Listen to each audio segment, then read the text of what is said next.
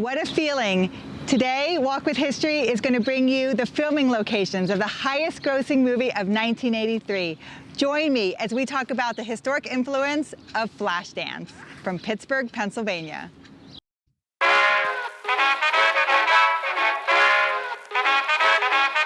When we think about influential movies from the 80s, the movies that come to mind for me are, of course, Top Gun, Back to the Future, Breakfast Club. But growing up as a young girl, Flashdance had a profound impact on me, especially with a father from Pittsburgh, PA. The music and the fashion, it was something that for me, I always carried with me. Even my answering machine tone was Steeltown girl on a Saturday night looking for the time of her life, which is a line from the song. Flashdance is just so influential in my life as we go to the filming locations. And I want to talk about the historic influences it had on the American society.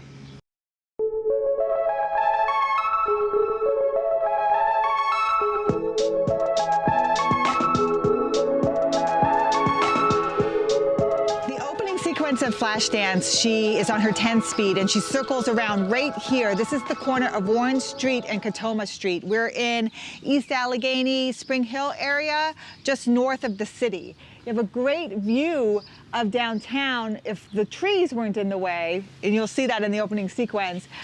And this starts some cobblestone right here, which I'm sure going down this in her 10 speed must have been awesome. But this is where she pets the kitty and she kind of circles around a couple times. And she pets the kitty, and I don't know why she's here, because technically her apartment would be downtown, but it's a good workout for her dancer legs.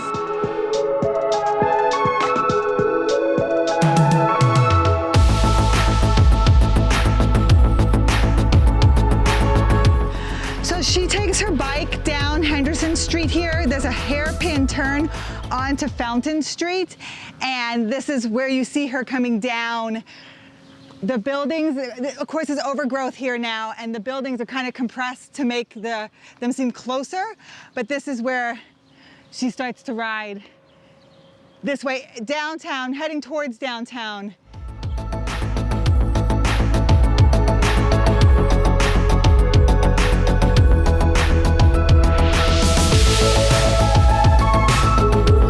So as she turns her bike down Hemlock, down to James Street right here, and she takes off down James Street, and you can tell she's right beside Allegheny General Hospital right here, because you actually see a nurse walking in the footage, so you know, like, that's the hospital, and you see the big building as well.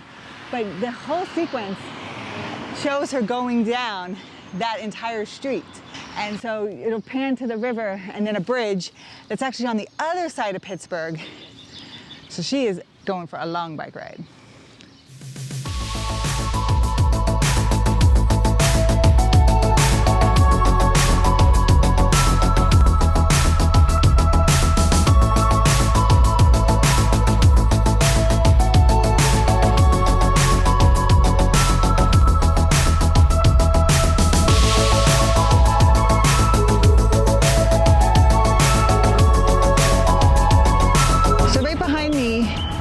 Smithfield Street Bridge, and that's the bridge that she takes across in the opening credits of Flashdance. That bridge was built in 1883. It is a Pittsburgh landmark, and as you can tell, it's a very steel-built bridge.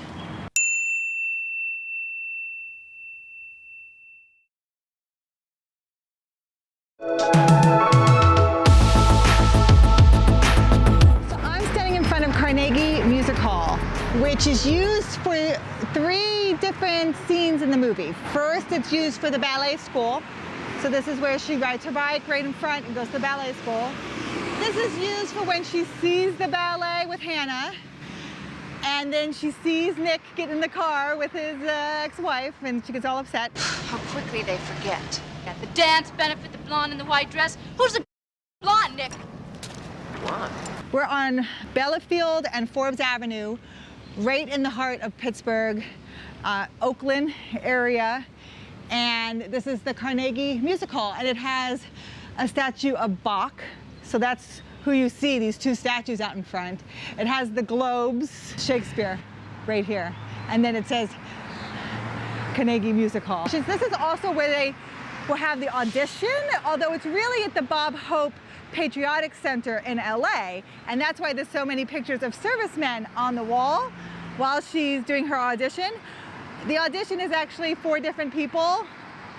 Well, 3 different people. Her, although she's not dancing, the professional dancer who does all of the dance scenes. There's a gymnast who's actually doing the leap, and there's a break dancer who's actually a male who's doing the break dancing scene. So it's 4 people who are actually doing that one dance scene.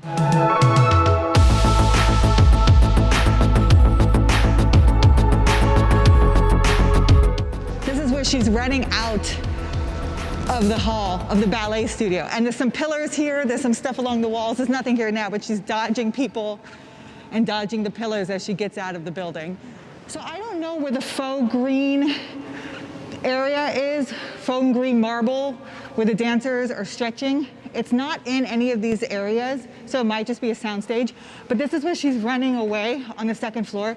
She passes by these statues. You can see them in the footage. The only statue that's new is this one here, the man looking at his phone. That was not a thing in 1983.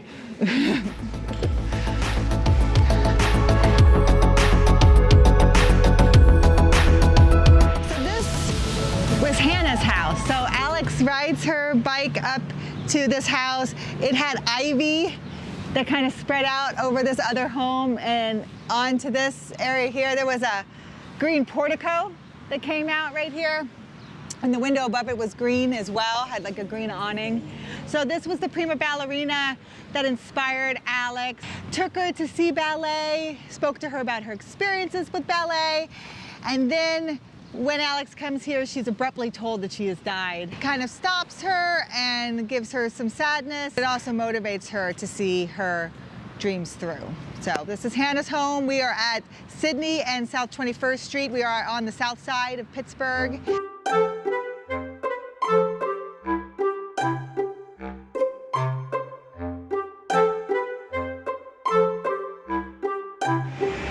So the scene where the cop is directing traffic and he has the white gloves and he's very flamboyant, he is a Pittsburgh icon. He was a cop in Pittsburgh for 30 years and directed traffic. His name was Vic Cianca. And this is the scene he's filming right here, and they're walking behind him, and they're kind of mimicking him and making fun of him. He was also in the Navy, go Navy, during World War II. And again, he's a Pittsburgh icon. 30 years, he directed traffic here in Pittsburgh. He wore the white gloves, he had a very flamboyant style. We're on the corner of 7th and Penn here in Pittsburgh. We're right beside the Benham Center. The area looks a lot different now. It's been redone. So there was more like of an on-ramp for it that's in the movie and things like that. But this is the area where he was directing traffic. This was the Jenny and Alex walk by and kind of make fun of him.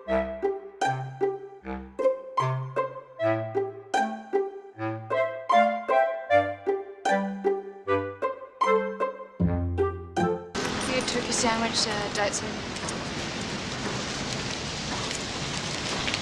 I've got that.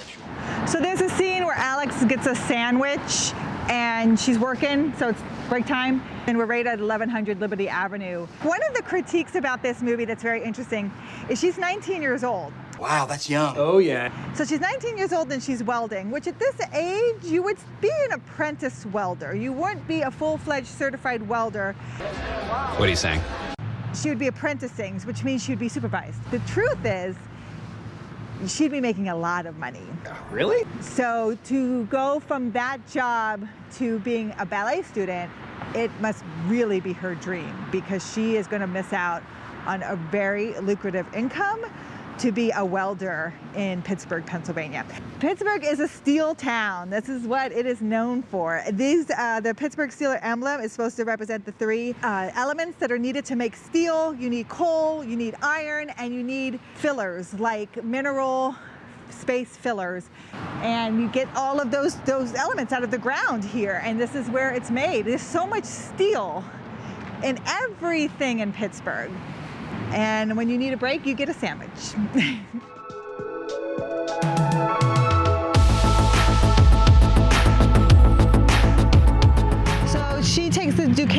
Incline with her bike, you assume to go visit Hannah. So this is actually across the bridge, but it's a very Pittsburgh thing to ride. So we're gonna take the Duquesne Incline.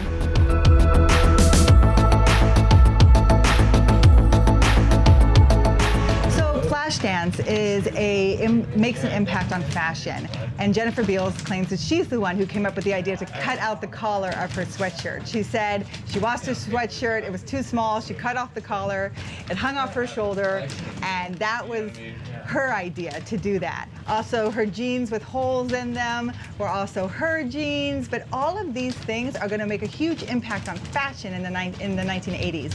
Everyone's going to have cut-off sweatshirts and holes in their jeans. People still have holes in their jeans today, and this is all made possible by the movie Flashdance. Flashdance is also a very strong feminist movie. There's a lot of feminist qualities about it. She's a welder, she's 19, she's doing it on her own. She doesn't want any help. She's also bicycles everywhere. And in the history of feminism and suffrage, the bicycle was a symbol of the suffrage movement. Susan B. Anthony felt if a woman could have a bicycle, she has independence. And you see that with Alex throughout Flashdance. She's independent, bicycling around Pittsburgh. So she's doing everything on her own, and that's where you get the issue of the problem with the boyfriend who helps her get the audition.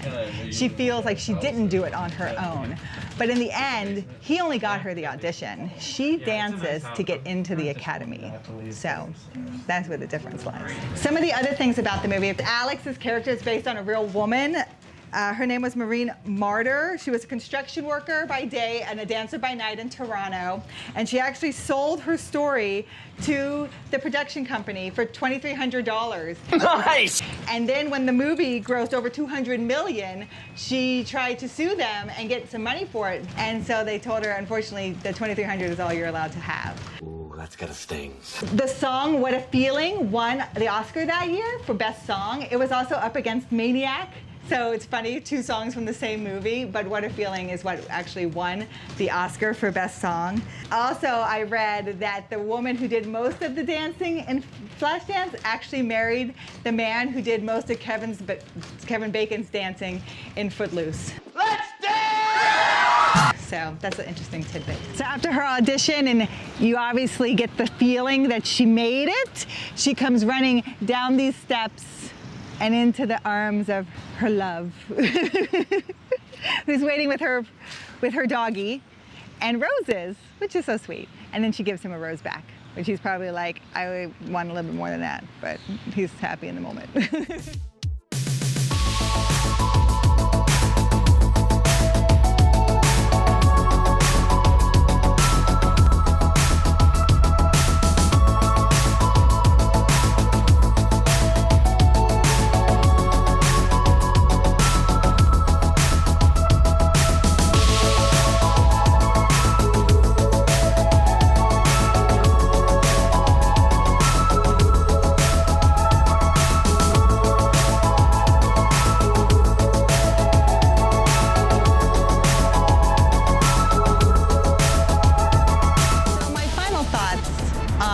Flashdance and its impact not only on American culture, world culture, but it's a very Pittsburgh movie. It's a Pittsburgh movie in that it has your dreams, your determination, your hope, passion, and at the end, it's this drive that you can do it, that you have the power within you to make it come true. Very, very blue-collar way of getting things done. That's why I think she's a welder too. It's showing this very pick yourself up by the bootstraps and make your dreams come true. So I think the impact that Pittsburgh has on that movie is felt even today. So thank you. I hope you enjoyed this walk of history, and join me again.